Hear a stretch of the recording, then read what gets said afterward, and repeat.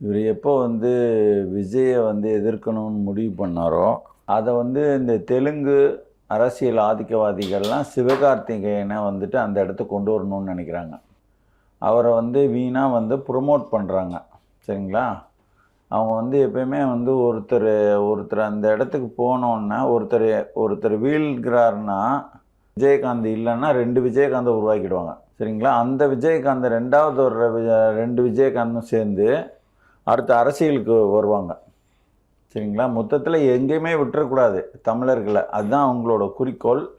இதை பற்றியெல்லாம் சீமானுக்கு வந்து தெரியுமா தெரியாதான்றதில்ல, அவருக்கு அக்கறை இல்லை. இவங்க இப்படியெல்லாம் வந்து செஞ்சு தான் வந்து அந்த இடத்துக்கு வருவாங்க. அதை நம்ம முன்னாடி முளையிலேயே கிள்ளி எறியணும், அதுக்கு எதிராக நம்ம இருக்கணும் அப்படின்னு சொல்லிட்டு அவர் வந்து சும்மா மேம்போக்க பேசி விட்டு போயிடுவார். தொடர்ந்து ஒரு விஷயத்தை வந்து எதிர்க்கும் போது தான் எதிரி பயப்படுவான்.